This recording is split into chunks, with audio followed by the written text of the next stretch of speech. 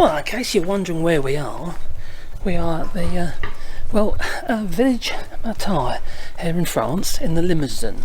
And if you're wondering why I'm talking quietly, it's because, I suppose out of respect really, and they do like you to be quiet here. So it's just, I'm just going to talk quietly and calmly and try and tell you the story of Oradour-sur-Glane here in France. It's quite a sad story. There's no getting away from it. It's brutal, horrific, and as such, Charles de Gaulle, in his wisdom, decided that what was left of this village of Oradour-sur-Glane was to be left in memoir, to remind us all of the brutality of men and how we should never ever allow tyrannical rule to rule again. No.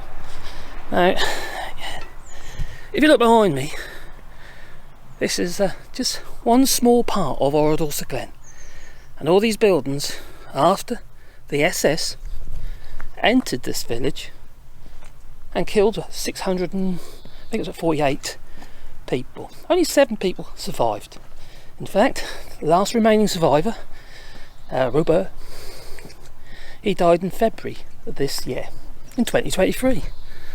And didn't he have some stories to tell? And oh my God, I'm going to try and do it some justice. Try to. But like I say, I will be talking relatively softly because you've got to think about the other people here as well. Now,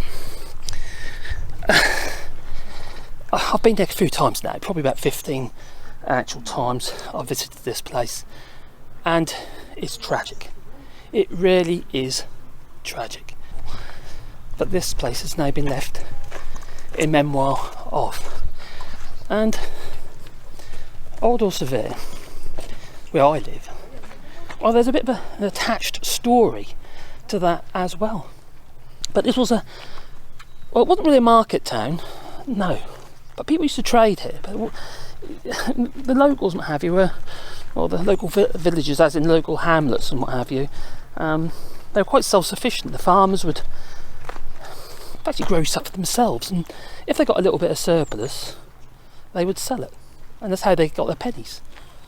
Yeah, none of this kind of, I've got to go to work 9 to 5 just to earn money so you can buy food. No, they worked 9 to 5 so they could actually, and probably much longer, to be able to grow the food to survive. And whatever surplus was their money. They bartered with it. They sold it. The food, that is. Yeah.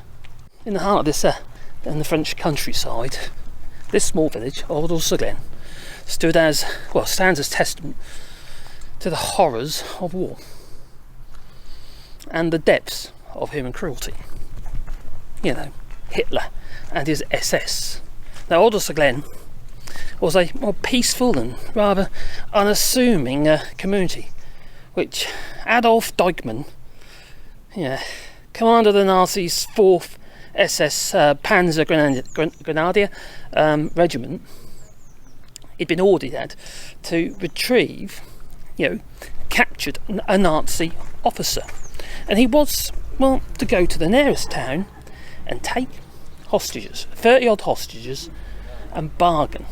But instead, he planned the town's destruction, and it became forever etched in history as a site of one of the most tragic events of World War II. But behind this tragedy lies a lesser known belief. I wonder what that is. A haunting suspicion that the real target was the neighbouring village of Oradour-sur-Vayres. That happens to be where I live, where the French resistance had found its stronghold. Now, it was in June the 10th in 1944, about 90 odd years, something anyway, and it's a day that began like any other day in Oradour-sur-Glane. Now, the villagers, they went about their daily routines, and unaware of the storm that was about to engulf them. Now, the sound of German military vehicles broke the serene silence, sending chills down the spines of unsuspecting residents. Now, Nazi soldiers swiftly surrounded the village, sealing the fate of its, innocent inhabitants. The men were separated from the women and children and ushered into barns and garages. And, their lives would soon be mercilessly extinguished in an act of unfathomable cruelty. The Nazis, they began executing the men one by one with cold precision. Now the echoes of gunshots could be heard in the air, mingling with cries of anguish and desperation.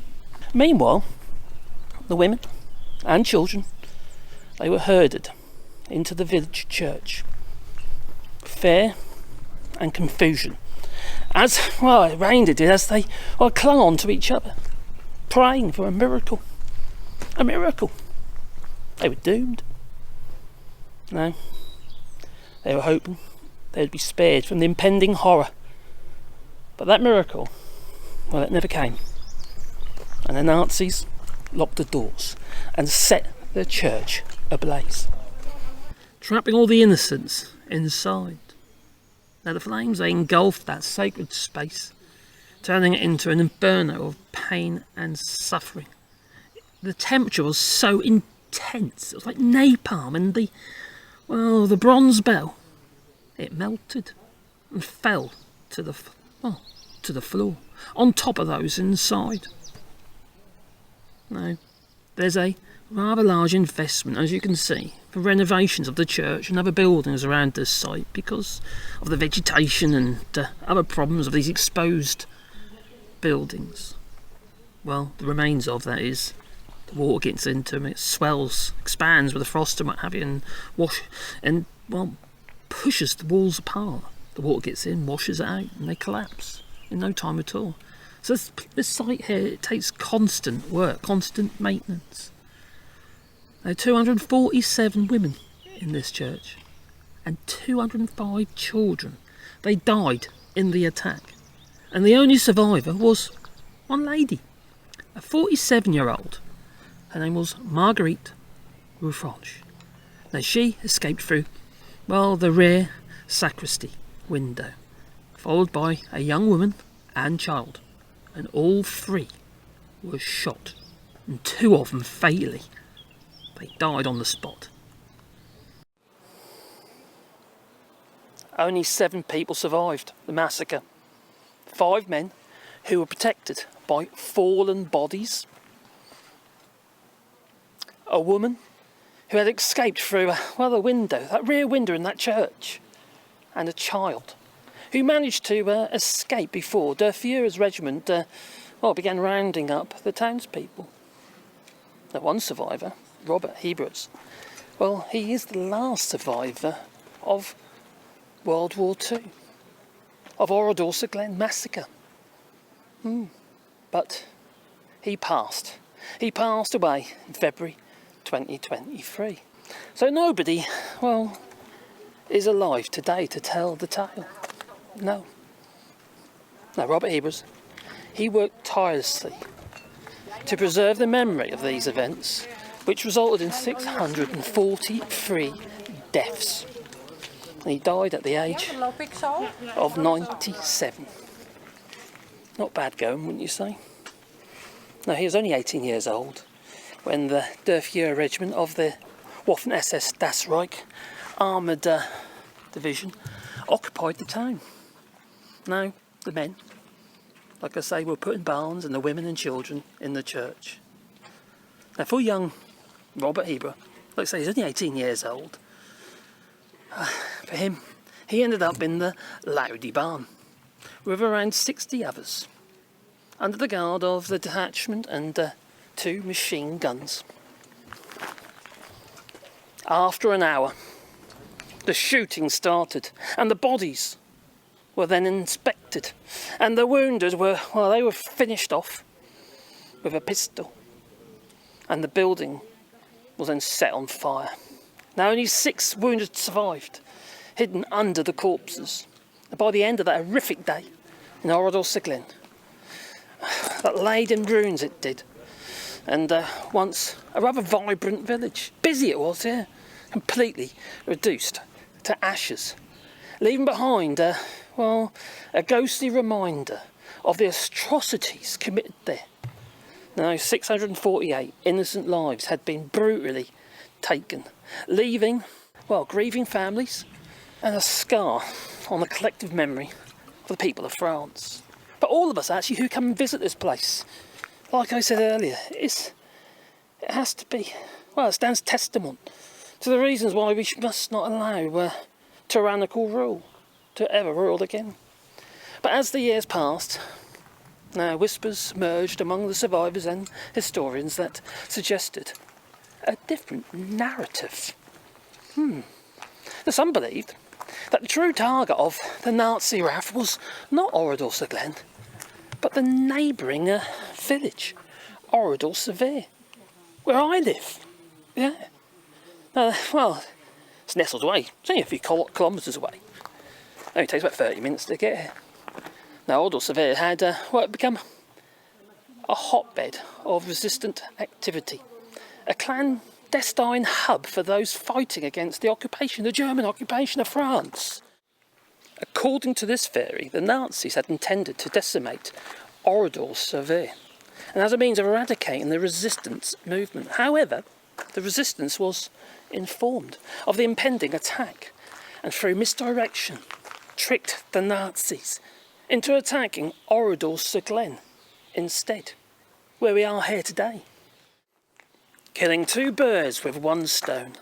Since Oradour-sur-Glane, it became a hotbed for communist Spanish refugees.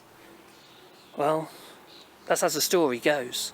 When the German forces realised, though, their mistake, they decided to carry out their brutal acts of vengeance, regardless, unwilling to let their intended target escape punishment. Well, this alternative perspective brings a chilling layer of complexity to the, tragedy of Oradour-sur-Glane. It suggests that the innocent lives lost that day were not just victims, no, but also casualties of a larger resistance movement. The village, with its unsuspecting inhabitants, became collateral damage in a relentless pursuit of control and dominance. Now, whether Oradour-sur-Glane was the intended target or not, the tragedy remains the same. The loss of innocent lives, the destruction of a tight-knit community, and the scars etched into the survivors' hearts are indelible reminders of the horrors of war. Haunting ruins of Oradour-sur-Glane, they stand as testament to the fragility of peace and, the unyielding darkness that can overshadow even the most idyllic corners of the world.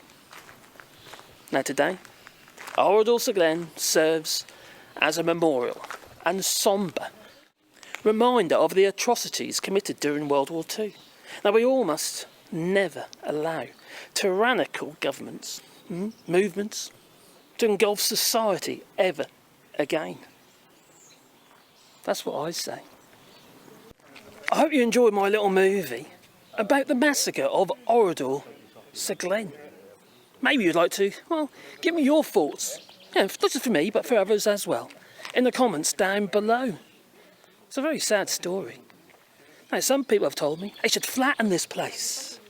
Yeah, maybe make it a garden or something like that. Yeah, and just forget about it all. It's like it never happened. I think that's madness. Did Charles de Gaulle make the right decision to preserve this town in memoir? I think so. You tell me. Leave in the comments down below. Ta-ta.